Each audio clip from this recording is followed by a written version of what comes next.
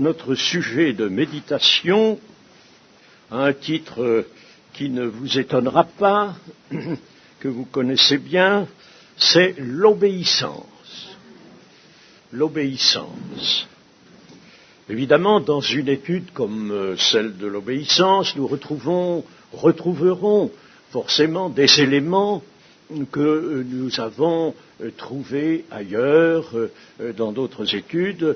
Cela va de soi. Mais quand même, il est nécessaire que nous fassions une part à cette question de l'obéissance. On pourrait même lui faire une part plus large. De parler de l'obéissance, ça pourrait demander plusieurs réunions. Enfin, je pense que nous allons nous contenter d'une seule réunion. Nous lisons dans Romains 15 et verset 17. J'ai donc sujet de me glorifier en Jésus-Christ pour ce qui regarde les choses de Dieu, car je n'oserais mentionner aucune chose que Christ n'ait pas faite par moi pour amener les païens à l'obéissance par la parole et par les actes, par la puissance des miracles et des prodiges, par la puissance de l'Esprit de Dieu, en sorte que, depuis Jérusalem et les pays voisins, jusqu'en Illyrie, j'ai abondamment répandu l'évangile de Christ. Nous voyons tout de suite par cette première lecture que le but qu'avait l'apôtre Paul, le but qui était donné à son ministère, c'était amener les païens, c'est-à-dire ceux qui sont absolument en dehors de l'exercice de la foi, en dehors de la connaissance de Dieu, amener les païens à l'obéissance. Et alors, pour atteindre ce but, il avait à sa disposition la parole, les actes, la puissance des miracles et des prodiges, la puissance de l'Esprit Saint. Vous voyez, tout en somme s'employait, tous les moyens divins s'employaient pour amener les païens à l'obéissance. Nous pourrons aussi lire, puisque nous sommes dans l'Épître aux Romains, au chapitre 1er, et le verset 5, Jésus-Christ, notre Seigneur, par qui nous avons reçu la grâce et l'apostolat pour amener en son nom à l'obéissance de la foi tous les païens. Alors, on retrouve ce but, amener à l'obéissance tous les païens. Alors ici, nous avons une précision, l'obéissance de la foi. Et puis, nous pouvons encore aller à la première épître de Pierre,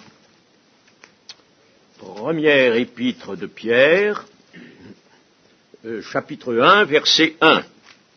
Chapitre 1, verset 1. Pierre, apôtre de Jésus-Christ, à ceux qui sont étrangers et dispersés dans le Pont, la Galatie, la Cappadoce, l'Asie, la Bithynie, et qui sont élus selon la prescience de Dieu le Père, par la sanctification de l'Esprit, afin qu'ils deviennent obéissants et qu'ils participent à l'aspersion du sang de Jésus-Christ, que la grâce et la paix vous soient multipliées. Encore, là, nous voyons que le but à atteindre en adressant la parole de l'Évangile aux païens, c'est l'obéissance. L'obéissance de la foi, l'obéissance. Alors, voyons tout de suite ce qu'est l'obéissance. Bien sûr, il faut dire des choses simples d'abord.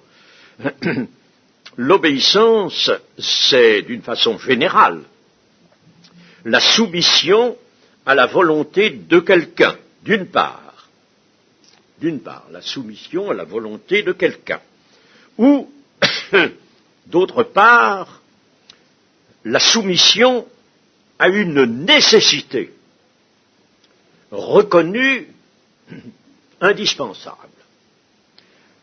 Et dans l'Écriture, l'obéissance, c'est les deux choses à la fois. La soumission à la volonté de quelqu'un, ce quelqu'un étant Dieu, et la nécessité, et l'obéissance à une nécessité reconnue indispensable, et ça mérite méditation, ça mérite réflexion.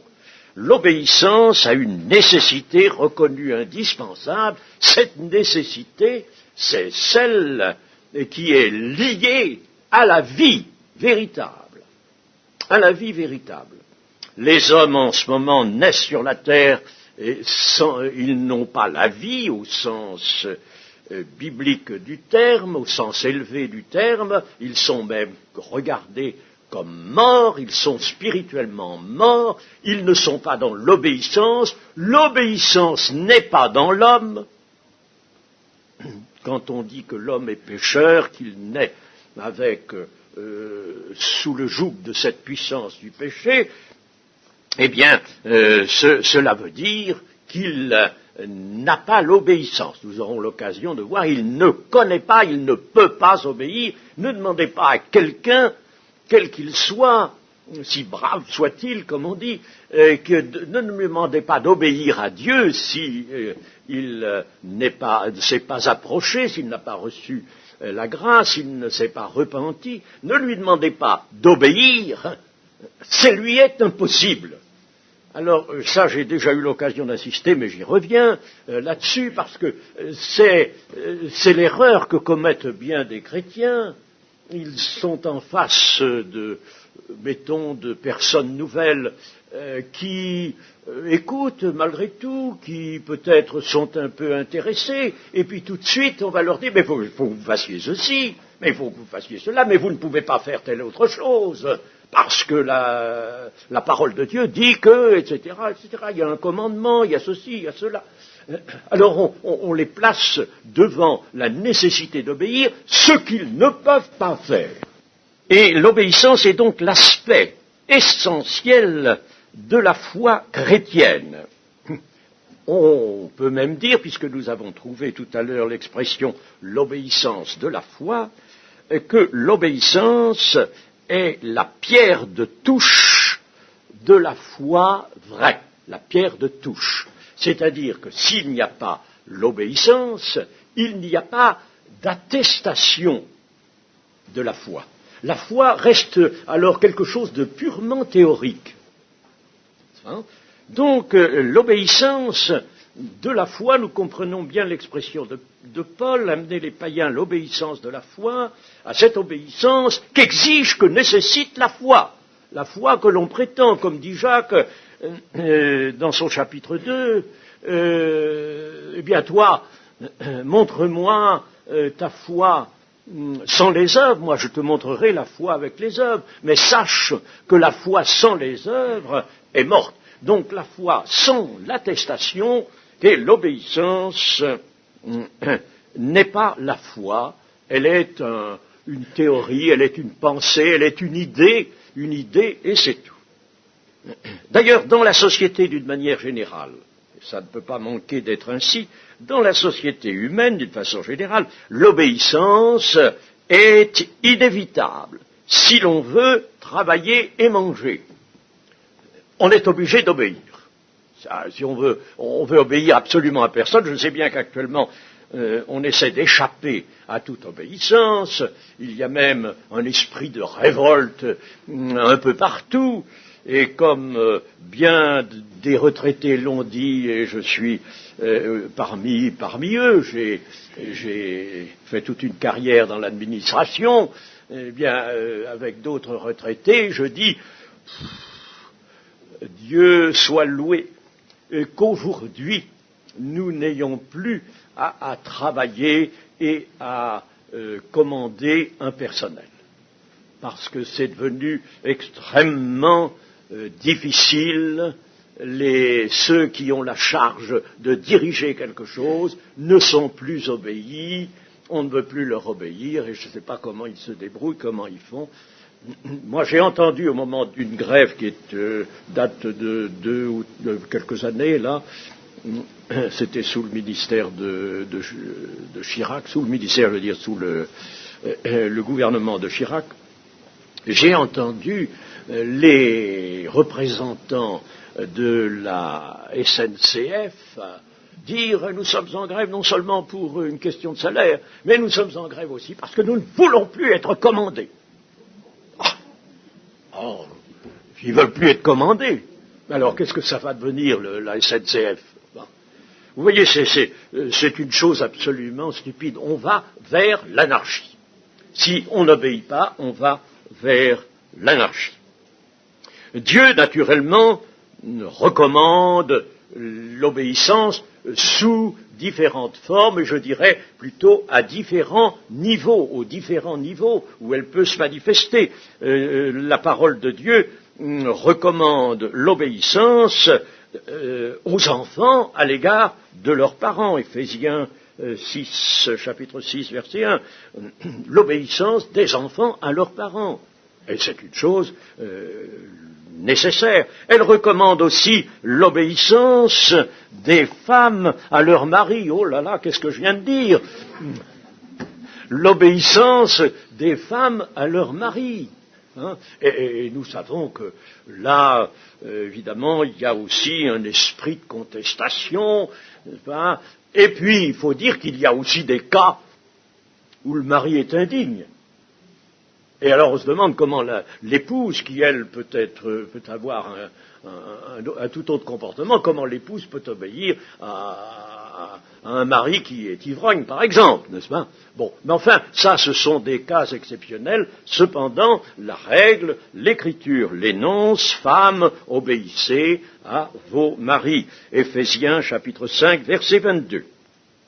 Puis, la parole de Dieu recommande l'obéissance aux serviteurs à l'égard de leur maître. Éphésiens chapitre 6 verset 5. Elle recommande aussi l'obéissance des fidèles à leurs conducteurs. Hébreux 13, 17. Eh bien là aussi, n'est-ce pas, certains pourront nous dire: oh oui, mais enfin, je ne peux pas absolument faire tout ce que mon pasteur me dit.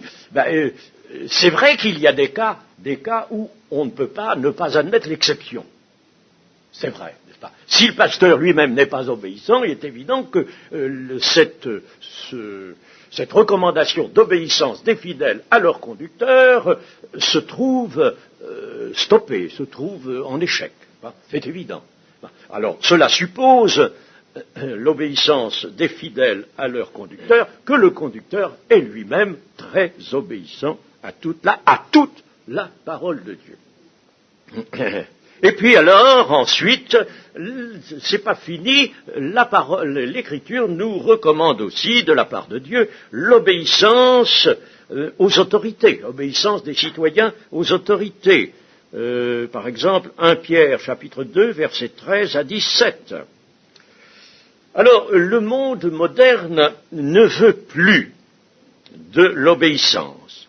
Et pour lui, cette obéissance est une aliénation. Le mot a été assez souvent employé, n'est-ce pas, par les contestataires. C'est une aliénation. Ils aliènent, quoi donc? Leur liberté. Tout cela vient d'une mauvaise conception, une conception qui est celle de la chute, qui est dans les conséquences de la chute. On pourrait analyser plus profondément la chose et on la mettrait en évidence. Alors, donc, le monde moderne ne veut plus de l'obéissance, c'est une aliénation, c'est un asservissement, c'est une frustration. Ce sont des termes qui ont été employés par les contestataires. Aussi arrive-t-il que la société chancelle, vacille comme une cabane, chancelle comme un homme ivre, dans Ésaïe 24.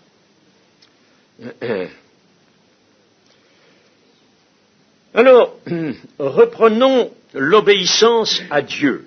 obéissance à Dieu, à sa parole, à sa volonté. Reprenons cette obéissance. Et nous lui découvrons maintenant deux aspects que nous dégageons l'un de l'autre uniquement pour l'enseignement. L'enseignement a besoin, tout enseignement a besoin de séparer une partie de l'autre pour les examiner, mais ça ne veut pas dire que les parties qu'on examine séparément soient elles-mêmes séparées, non. Mais seulement pour les besoins donc de l'enseignement, disons que nous découvrons deux aspects dans l'obéissance à Dieu. Le premier, très simple, c'est l'exécution de sa volonté, de la volonté de Dieu. Naturellement, la volonté exactement connue. L'exécution de sa volonté. Le Seigneur Jésus, lui, a tout de suite placé ça très haut. Il a dit, qui sont ma mère, mes frères, mes sœurs? Ceux qui font la volonté de mon Père qui est dans les cieux. Voilà. Sa famille, c'est cela. La famille est ainsi. Et de tout sens, il nous a montré que faire la volonté du Père, c'était la chose primordiale. Nous retrouvons donc la position que prend l'obéissance. Obéissance, exécution de la volonté de Dieu. Prenons le psaume 103 et verset 20. Bénissez l'Éternel, vous ses anges. Et c'est à nous que c'est dit, ça. Bénissez l'Éternel, vous ses anges, qui êtes puissants en force, et qui exécutez ses ordres, en obéissant à la voix de sa parole. Voilà. Bénissez l'Éternel, vous ses anges. Donc, ces anges, élargissons, n'est-ce pas, l'idée d'ange. Les anges sont des serviteurs de Dieu, nous sommes nous aussi tous, sans exception, des serviteurs de Dieu, et il nous est dit, bénissez l'Éternel, parce que vraiment, nous obéissons, et c'est une chose bonne, c'est une chose qui nous conduit à bénir l'Éternel, à louer l'Éternel, à lui être reconnaissant de pouvoir obéir à une volonté divine, à la volonté divine, qui est parfaite, la volonté divine, et cette obéissance, nous aurons l'occasion d'appuyer encore sur ce côté, sur cet aspect, c'est l'obéissance nous conduit à la vie, nous conduit là où il faut que nous allions à la vie véritable, à la vie éternelle. J'aurais dû lire 21 aussi, bénissez l'Éternel, vous toutes ses armées. Alors si nous ne sommes pas dans les anges, nous sommes dans les armées. Bénissez l'Éternel, vous toutes ses armées, qui êtes ses serviteurs et qui faites sa volonté. Donc, le premier aspect, c'était l'exécution de la volonté de Dieu. Il y a un deuxième aspect qui est l'acceptation de cette volonté sans restriction et de tout cœur. L'acceptation de cette volonté sans aucune restriction et de tout cœur. Parce que nous pourrions exécuter la volonté de Dieu, mettons, en rechignant. Nous pourrions exécuter la volonté de Dieu sous l'effet peut-être d'une sorte de contrainte, sous l'effet de la peur. Il y en a qui veulent obéir à Dieu parce qu'ils ont peur. Or, ça ne peut pas être l'obéissance. Ce n'est pas l'obéissance. Pas Si, par exemple, l'État nous demande d'alléger le percepteur et de verser telle et telle somme, n'est-ce pas, c'est pas toujours de bon cœur que nous y allons, parce que nous voyons que les notes augmentent d'année en année, et puis, en plus de ça, n'est-ce pas, il faut donner un argent dont on peut peut-être avoir besoin. Mais on y va, pourquoi? On y va parce qu'on dit, si on n'y va pas, on va être saisi. Le percepteur va envoyer un huissier qui va nous prendre tout sauf un lit et une chaise, n'est-ce pas? Et il va nous prendre tout le reste. Alors donc, par conséquent, on sait très bien qu'il y a des conséquences et que l'État, dans ce sens-là, ne plaisante pas. Tout au moins avec les bons contribuables. Avec les autres, c'est une autre affaire. Mais avec les bons contribuables, l'État ne... Alors donc, nous y allons sous l'effet d'une contrainte. Mais ce n'est pas de l'obéissance, ça. Nous nous conformons à quelque chose.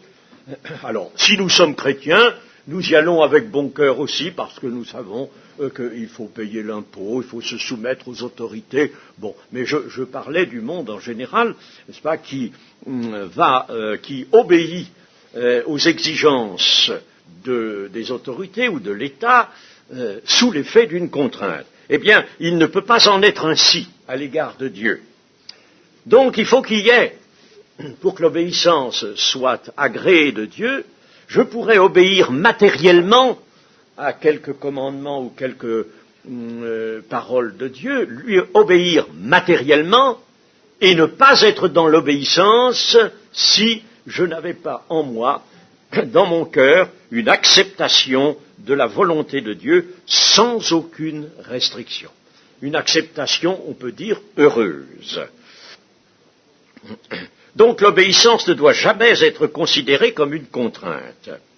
Alors, sa grande raison d'être, touchons à cela. Il faut comprendre la grande raison d'être de l'obéissance. Mais c'est que cette obéissance est seule capable de faire régner l'ordre dans le grand univers et dans la vie plus particulièrement, et je dirais dans notre propre vie à chacun encore plus particulièrement. C'est l'obéissance qui va faire régner l'ordre.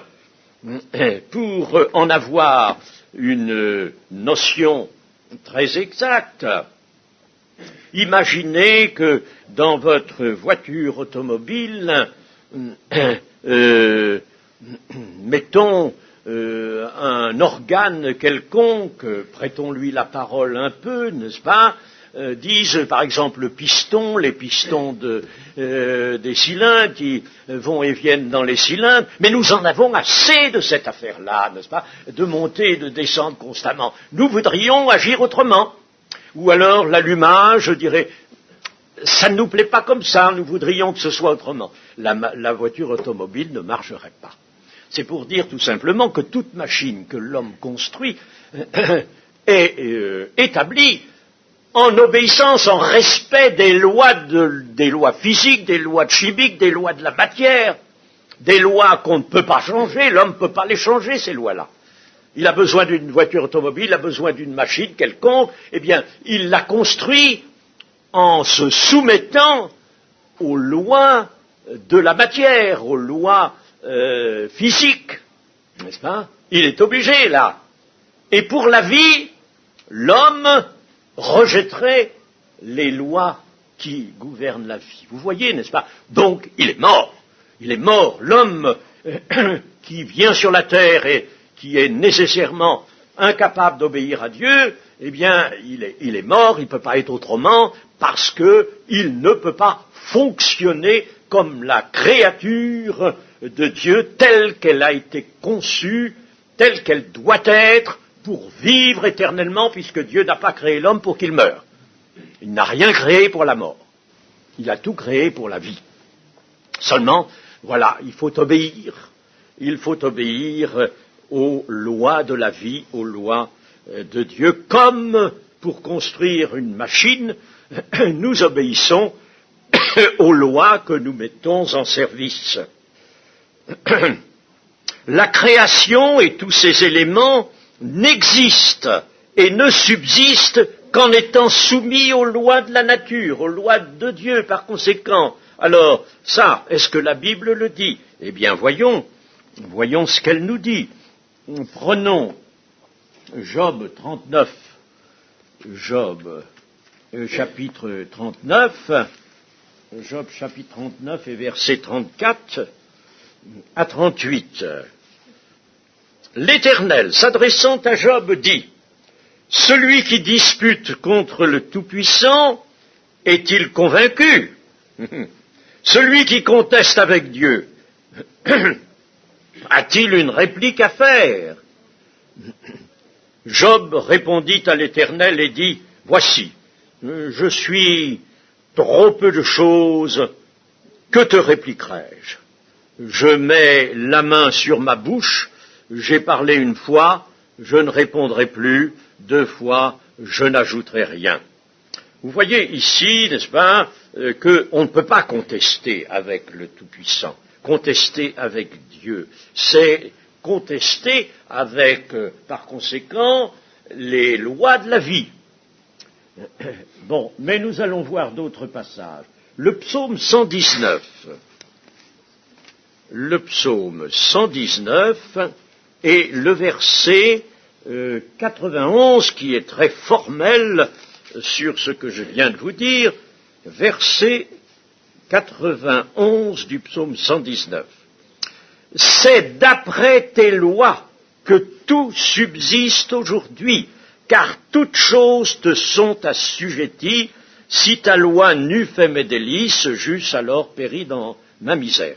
En somme, le psalmiste ici qui est éclairé, c'est, vous savez, le psalmiste du psaume 119, comme des autres, mais enfin, nous le constatons là, est très éclairé. Il est éclairé vraiment, il voit les choses comme il convient, Dieu éclaire son cœur. Alors il nous dit, c'est d'après tes lois que tout subsiste aujourd'hui. Alors il va en tirer tout de suite la conséquence. Il va dire, si ta loi n'eût fait mes délices, j'eusse péri dans ma misère.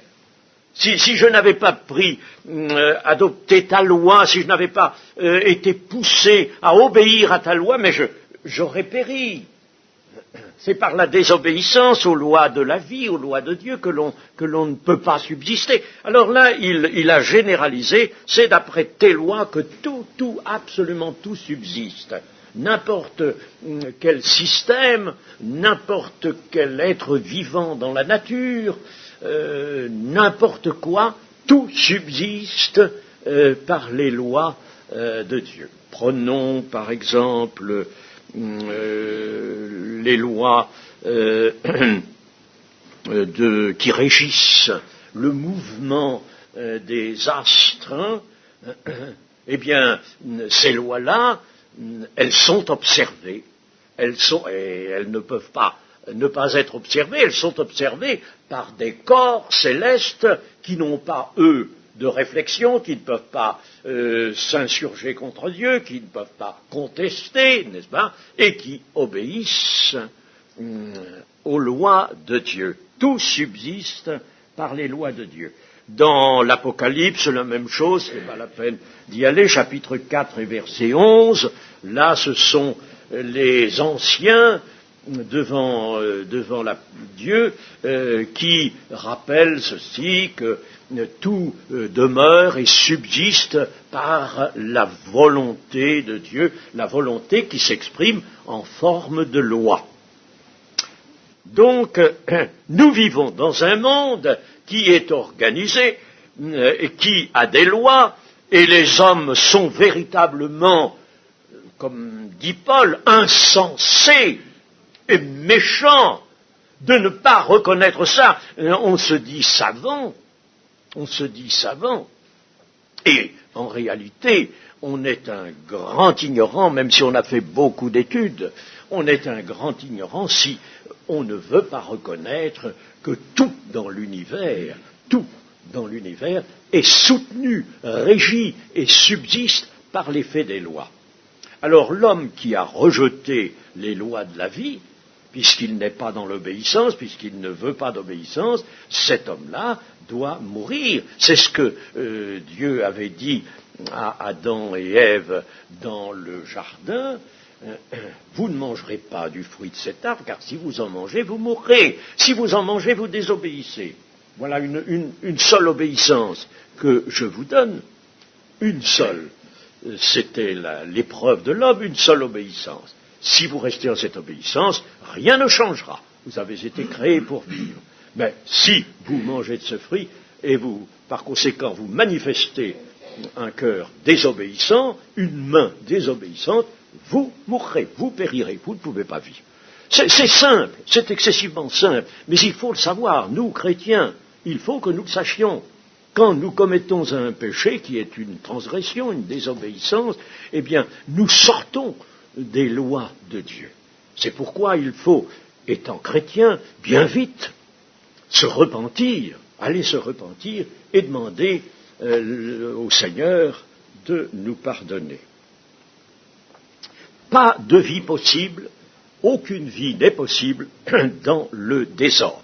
Et si je vous parlais du corps humain, je ne vais pas le faire parce que nous ne sommes pas une académie de médecine, et puis en plus de ça, n'est-ce pas, ça nous demanderait trop de temps, mais simplement une allusion. Dans le corps humain, vous avez de ces mécanismes d'une finesse extraordinaire qui mettent en jeu des quantités infimes de substances, de certaines substances. Certaines substances agissent, les hormones par exemple, agissent à l'état infinitésimal, n'est-ce pas? Eh bien, là, n'est-ce pas, si le moindre désordre, un désordre, c'est donc l'interruption ou le dérangement du fonctionnement, de ce fonctionnement très subtil. Si vous avez le moindre désordre, n'est-ce pas, ben, immédiatement c'est la maladie, ça ne va plus. Et la maladie peut très bien aller directement à la mort. Donc, pas de vie possible dans le désordre. Physiquement, le désordre correspond à la maladie et à la mort. Je voudrais illustrer ça encore par une citation du livre des Proverbes. Proverbes, chapitre 7, ah ben, nous sommes là. Proverbes, chapitre 7 et verset 1. Mon fils, retiens mes paroles et garde avec toi mes préceptes. Observe mes préceptes et tu vivras. Garde mes enseignements comme la prunelle de tes yeux.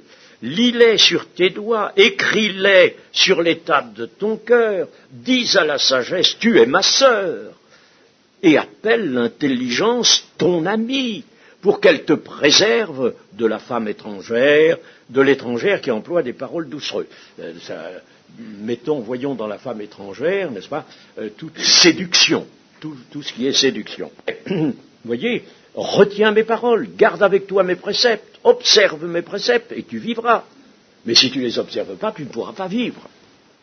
En définitive, dans le vaste monde, rien ne subsiste autrement qu'étant soutenu par l'obéissance à Dieu.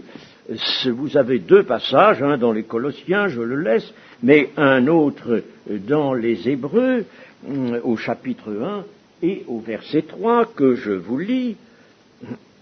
Il faut lire au début, après avoir autrefois à plusieurs reprises et de plusieurs manières parlé à nos pères par les prophètes, Dieu, dans ces derniers temps, nous a parlé par le Fils, qu'il a établi héritier de toutes choses, par lequel il a aussi créé le monde, et qui étant le reflet de sa gloire et l'empreinte de sa personne, et soutenant toutes choses par sa parole puissante, a fait la purification des péchés. Il soutient toutes choses, pas seulement la vie de l'homme, toutes choses, par sa parole puissante. Sans obéissance, c'est donc la chute. Sans obéissance, il n'y aura pas de bénédiction. Sans obéissance, mais je ne dis pas partielle, je dis complète. Il n'y aura pas de salut, il n'y aura pas de vie, il n'y aura pas de bonheur. Sans obéissance. C'est la chute.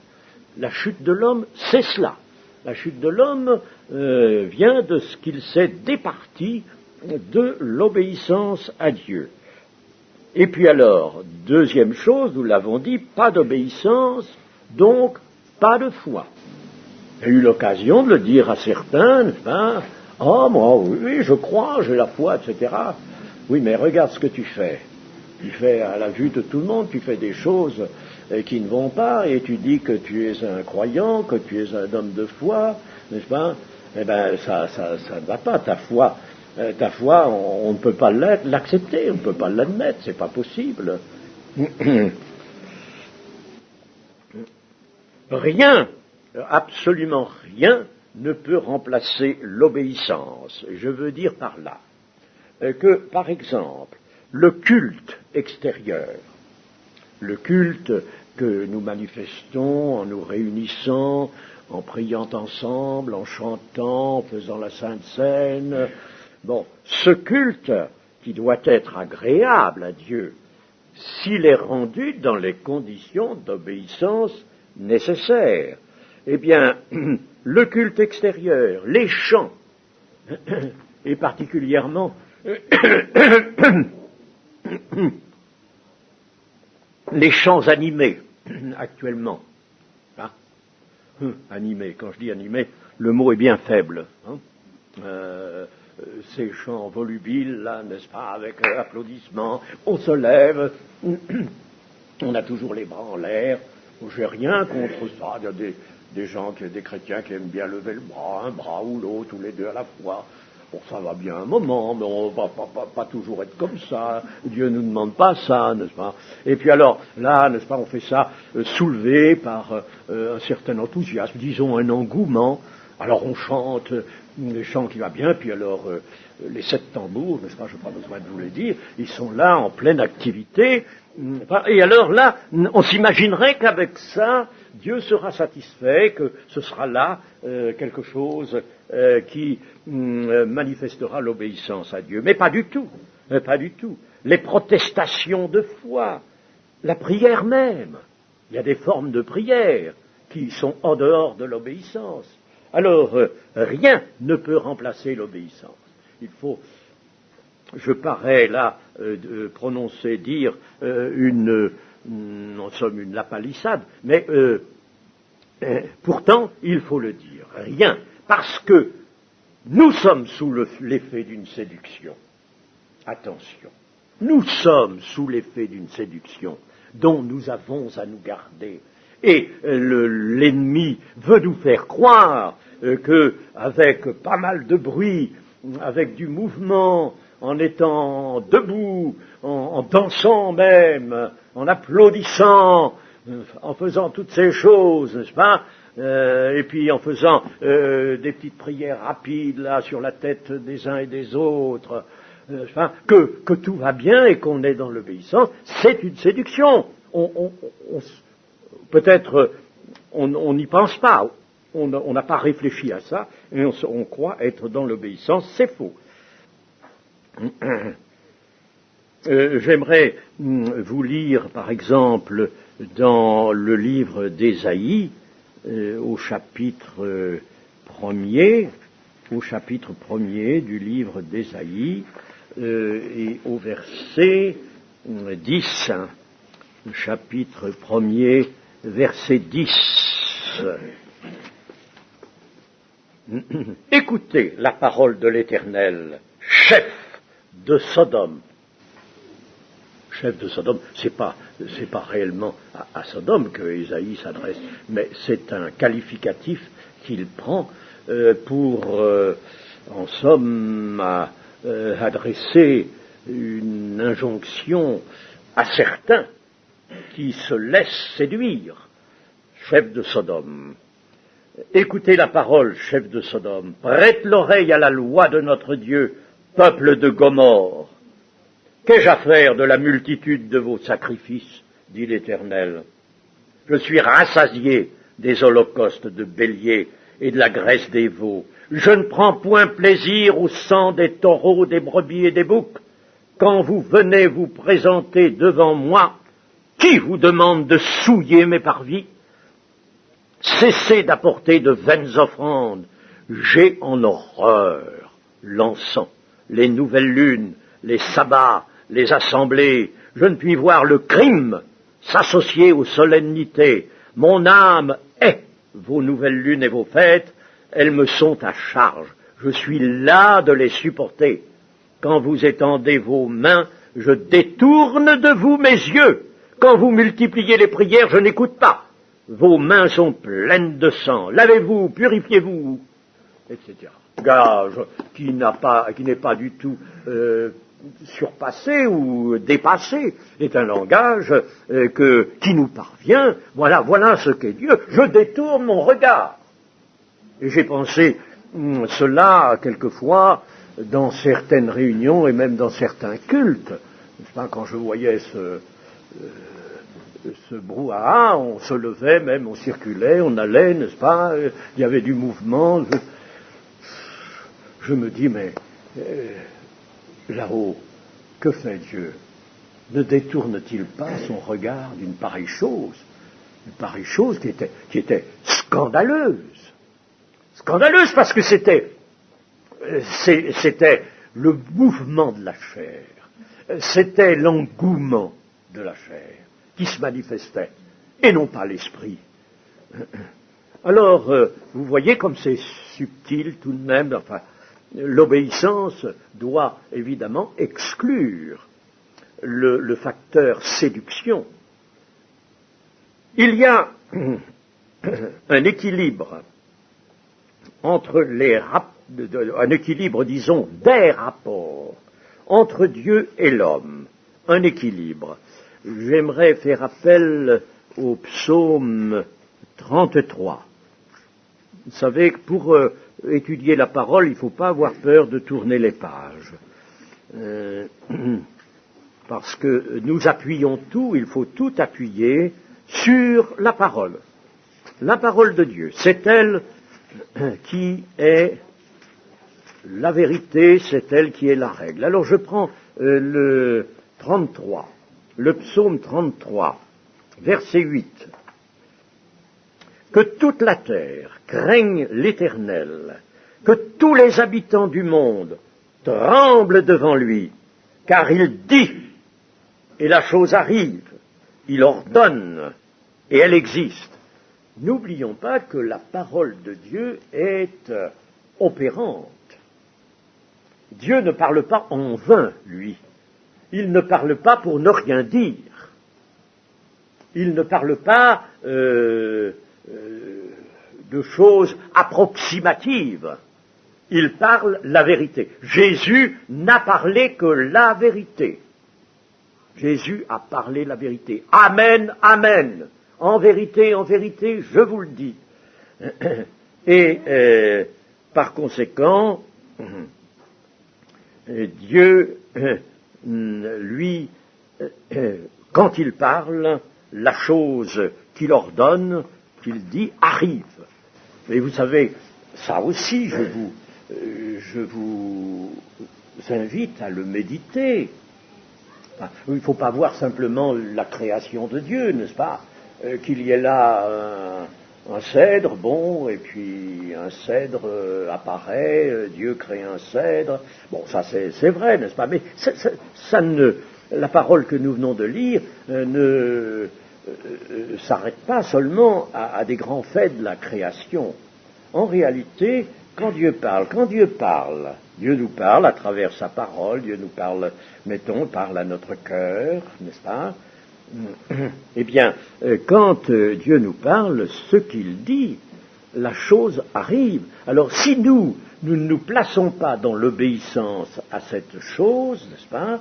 Eh bien, elle arrive sans nous, mais elle peut arriver contre nous.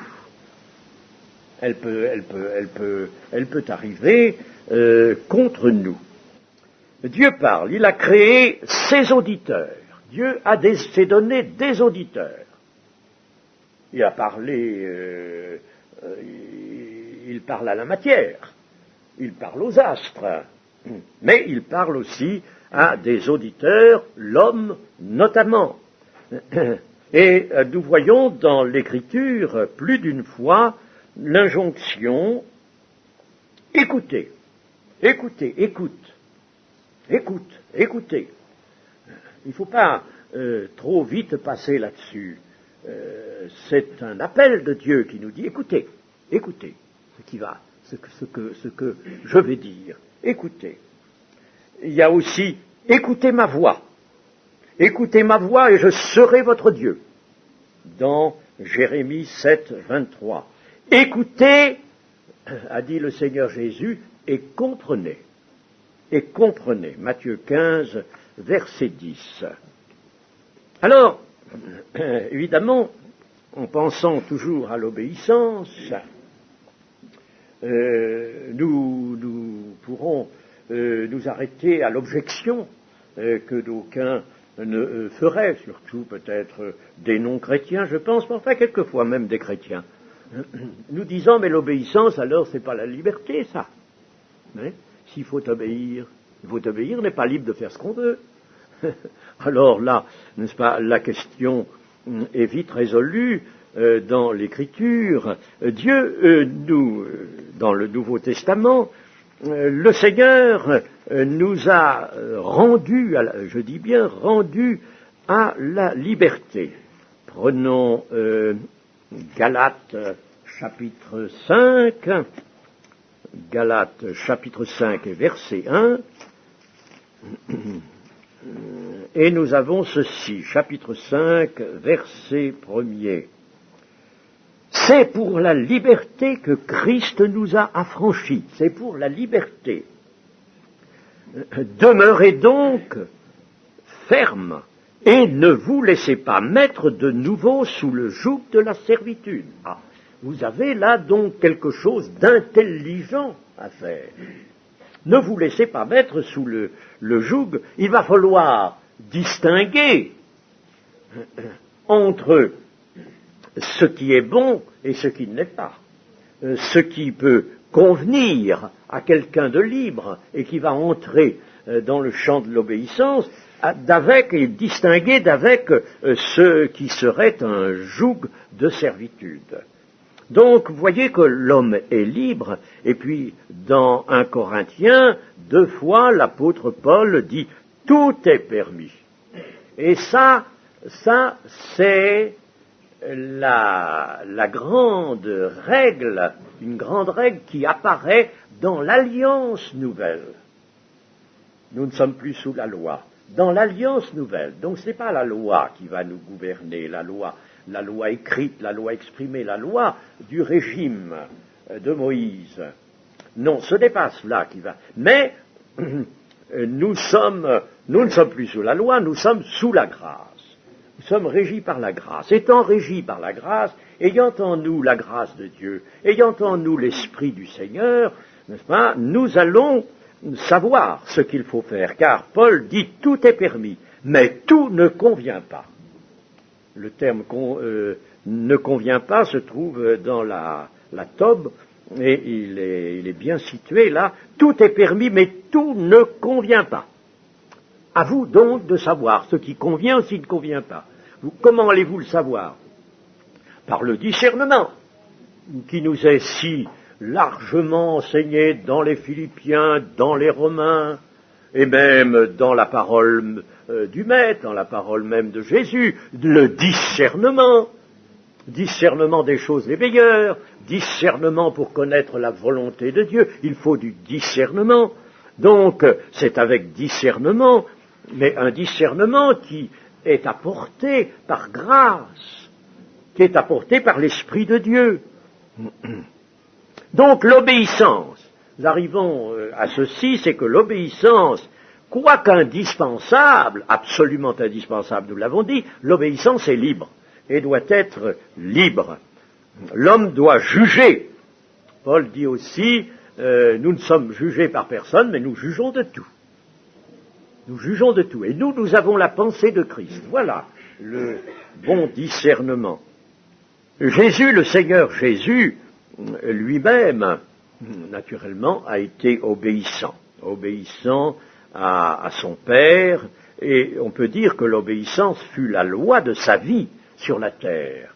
Bon, maintenant, bien sûr, n'en parlons plus, mais sa vie sur la terre, cette vie qui nous est connue par les évangiles, eh bien, il fut obéissant, ce fut la loi de sa vie comme fils de l'homme, et ce fut l'expression de son amour de fils, son amour filial. Il fut obéissant donc comme fils de l'homme, et cette obéissance a exprimé son amour. Il nous le dit, n'est-ce pas?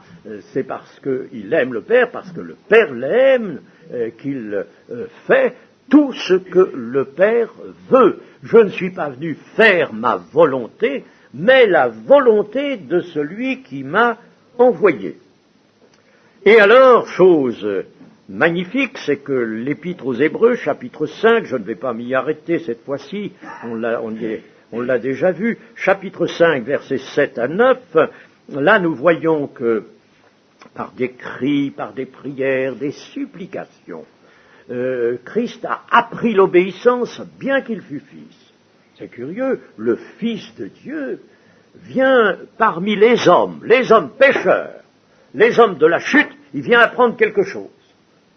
Oui, il vient apprendre l'obéissance, c'est-à-dire que dans sa nature, nous avons dit aussi que l'humanité de Jésus était le creuset dans lequel il préparait l'homme nouveau pour le salut. Eh bien, alors là, dans cette humanité qui était la sienne, il n'a pas trouvé l'obéissance, je vous ai dit, elle n'existe pas. Elle n'existe pas, elle ne peut pas exister, parce que l'obéissance requiert le lien de l'esprit avec le Saint-Esprit. Un lien. Or, ce lien n'est pas chez l'homme qui n'a pas rencontré Jésus. Donc, il a fallu qu'il apprenne l'obéissance, bien qu'il fût fils. Il a rétabli, autrement dit, l'obéissance dans cette nature humaine. Il a rétabli l'obéissance. Mais il a lutté. Il a lutté, en somme, il a repoussé toutes les conséquences de la chute. Il les a repoussées, balayées. Il en a délivré la nature humaine dans sa propre humanité, et cela pour le communiquer à tous ses disciples. Il a détruit les conséquences de la désobéissance d'Adam, et il peut enseigner l'obéissance. Il enseigne l'obéissance. Lui-même se montre comme obéissant à son Père. Et il faut dire une chose, c'est que l'obéissance s'étend à tous les domaines. À tous les domaines. Il y a quelque chose que nous allons voir dans 2 Corinthiens 10, chapitre 10 et verset 5, chapitre 10, verset 5.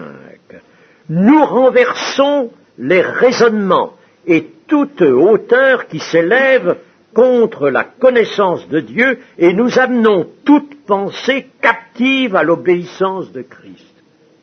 Toute pensée captive. Nous amenons, voilà, n'est-ce pas, le travail de l'apôtre Paul et le travail qu'il nous propose, qu'il propose à l'Église, d'amener toute pensée captive. Ce n'est pas seulement l'obéissance de fait, c'est bien l'obéissance de fait, mais l'obéissance de fait sera le corollaire de l'obéissance dans la pensée.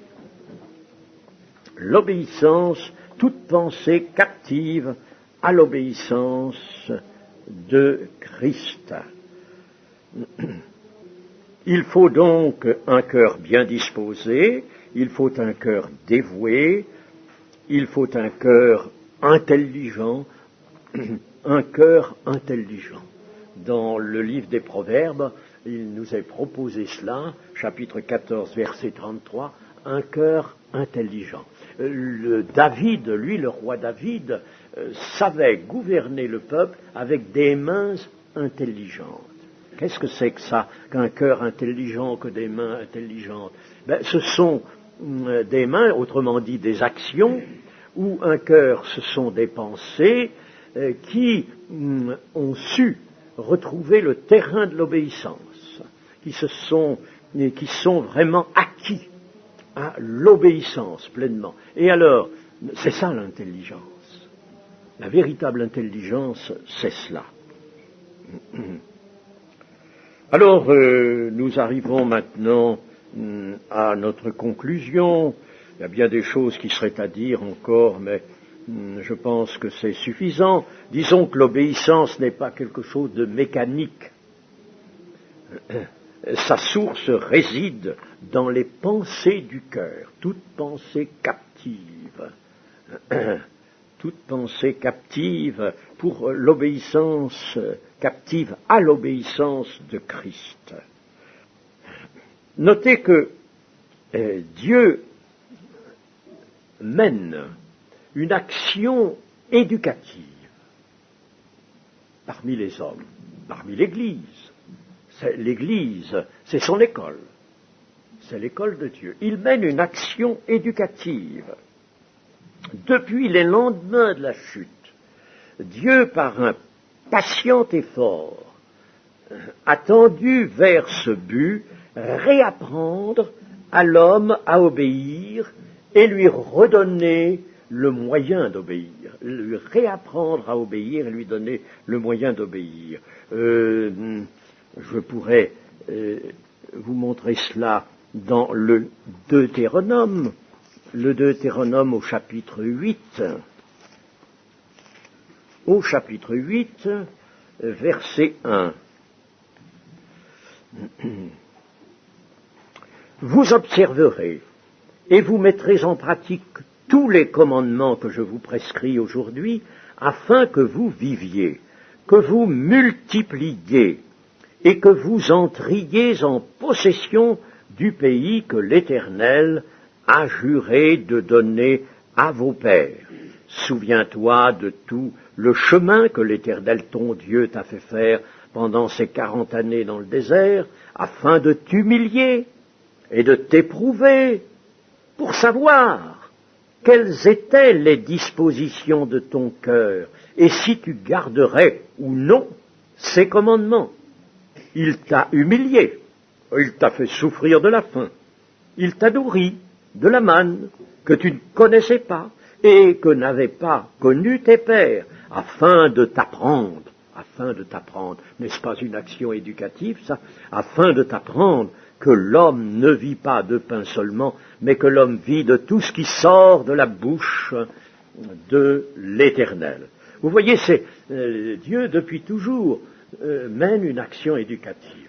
Donc, Dieu aime l'homme, il ne veut pas le perdre, mais pour le sauver, il faut qu'il le ramène à l'obéissance totale, c'est-à-dire à l'état de sainteté et de perfection.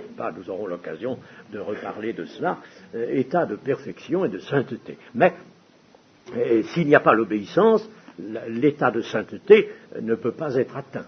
Il sera atteint par précisément un réapprentissage de l'obéissance. Il est beau ce passage. Souviens-toi de tout le chemin que l'Éternel ton Dieu t'a fait faire. Eh bien, nous pouvons nous souvenir du chemin que Dieu nous fait faire depuis notre entrée dans l'Église. Il nous fait faire un chemin. Alors, ne soyons pas étrangers à l'action éducative de Dieu. Comprenons ce qu'il nous fait faire, le chemin qu'il nous fait faire, afin de nous humilier. Dieu ne peut pas manquer de nous humilier. Il faut qu'il nous humilie. Il faut qu'il nous éprouve pour savoir quelles étaient les dispositions de ton cœur.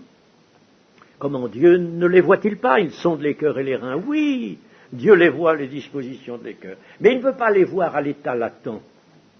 Il veut les voir à l'état efficient. Les dispositions de ton cœur, je vais les voir quand tu feras quelque chose, quand tu agiras, quand tu prendras des décisions. Là, je vais voir les dispositions de ton cœur. Parce que si tu as de bonnes dispositions, et puis que tu restes assis comme un Bouddha, eh bien, ça ne sert à rien, les bonnes dispositions de ton cœur. Ce qui m'importe, moi ton Dieu, c'est que les bonnes dispositions de ton cœur se mettent à l'œuvre et produisent des fruits, des œuvres. Alors, c'est pourquoi Dieu dit, pour voir quelles étaient les dispositions de ton cœur, et si tu garderais ou non mes commandements. Je voudrais voir si tu vas garder mes commandements. Ça, c'est le côté liberté de l'homme. Tu sais ce que tu dois faire, je te mets en état de faire ce que je te demande, ce que Dieu ordonne, il le donne, n'est-ce pas? Donc je te mets en état de faire ce que je te demande, mais je vais voir si tu le fais. Et voir donc les dispositions de ton cœur. Alors il s'agit ici des commandements, nous sommes dans l'Ancien Testament. Dans le Nouveau Testament, n'oublions pas une chose, nous ne sommes plus sous la loi. La loi est bonne, elle est bien de Dieu, mais Paul nous dit qu'elle n'est pas pour le juste, qu'elle est pour le méchant. Elle est pour le méchant. Alors, ce que nous avons à faire dans le Nouveau Testament, c'est essentiellement de garder les commandements que le Seigneur Jésus-Christ appelle « c'est mes commandements ». Celui qui garde ma parole, celui qui observe mes commandements, c'est que le Seigneur Jésus est venu avec des commandements. Et les commandements du Seigneur Jésus sont magnifiquement adaptés à l'Alliance nouvelle. Ils sont dans le cadre de l'Alliance nouvelle. Et alors la différence entre les commandements de Jésus et les commandements de l'Ancien Testament, notamment les 10 commandements, mais non seulement les 10 commandements, mais tout le Lévitique, dans l'Ancien Testament, en somme, nous voyons que apparaissent des commandements qui sont comme un code, forment en quelque sorte un code civil même. Bon, eh bien, ce n'est plus cela dans le Nouveau Testament. Dans le Nouvelle Alliance, ça n'est plus cela. Les commandements du Seigneur Jésus sont toutes ses instructions, tout ce qu'il a dit, tout ce qu'il nous a montré, tout ça, cet ensemble, forme un vaste domaine d'instruction, et c'est ça que Jésus appelle tantôt ma parole ou tantôt mes commandements. Et il dit de garder ces commandements, c'est-à-dire de les observer. Alors, mes amis, il y a certains chrétiens qui sont très sûrs qu'il faut observer les commandements, les 10 commandements, par exemple. Enfin, bon, naturellement, ces 10 commandements, ils seront observés si vous observez les commandements de Christ, qui sont beaucoup plus larges, qui embrassent un domaine beaucoup plus étendu et qui ne nous sont pas donnés sous la forme d'un code. Les commandements du Seigneur Jésus, c'est pas tu ne feras pas ceci et tu feras cela. Non, non. C'est tout un ensemble d'instructions qu'il faut pénétrer, qu'il faut comprendre, il faut aborder avec discernement. Ce que je vous dis là, c'est essentiel, chers amis. Essentiel à l'obéissance. Peut-être nous y reviendrons parce que c'est tellement essentiel. Donc, la vie d'obéissance de Christ est donnée à l'homme de foi. Elle est donnée non seulement comme exemple, comme modèle, mais elle est donnée comme source. Elle est donnée comme une victoire. Je vous ai dit que Christ avait rétabli le pouvoir d'obéir, la puissance d'obéir dans l'homme, dans la nature humaine. Et il nous donne cette nature humaine avec cette victoire qui lui est liée, qui l'a fait entrer dans cette nature humaine. Voilà l'homme nouveau qu'il nous livre. Donc la vie d'obéissance de Christ est donnée à l'homme de foi. Il a pour vie nouvelle non plus celle qu'il se donnait à lui-même, mais celle que Dieu lui donne en Jésus-Christ. La vie nouvelle, c'est une vie d'obéissance. Il doit saisir ce que Paul appelle dans Philippiens 2,13 le vouloir et le faire. Le vouloir et le faire. Ah, Dieu nous donne le vouloir et le faire. Vous voyez, tout est prêt, tout est préparé. Ce que tu dois vouloir, eh bien, le voilà. Tu n'as pas à chercher, tu l'as devant toi. Le vouloir, le faire. Maintenant, si tu n'y appliques pas ta volonté propre, si tu ne veux pas saisir ce vouloir et ce faire, bon, ben, tu en es libre. Mais naturellement, il y aura des conséquences. Donc, le vouloir et le faire, pour obéir à toute chose, à Dieu, dans tous les détails de son existence. C'est notre existence, les détails de notre existence qui doivent être révélateurs de notre obéissance. Et alors, Jacques nous le dit, mais je m'arrête là, je ne vais pas aller lire dans Jacques. Jacques nous dit qu'alors, nous serons heureux. Heureux. Obéir, c'est retrouver le bonheur. Merci Seigneur. Amen.